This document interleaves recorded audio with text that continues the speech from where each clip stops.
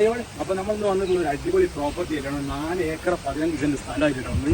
സ്ഥലം ഇവിടെ അറിയോ? കോഴിക്കോടിന്റെയും വയനാട്ടിന്റെയും ബോർഡർ ആയിട്ട് വരുന്ന അടിപൊളി സ്ഥലമായിട്ടോ.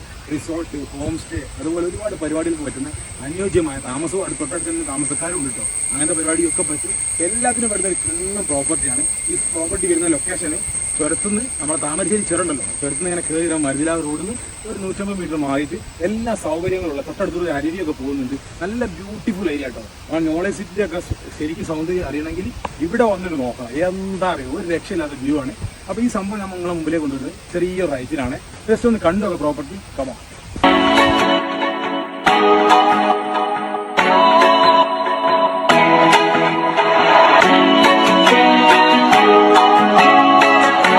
വരുന്ന ഒരു അരുവിയാണിത്.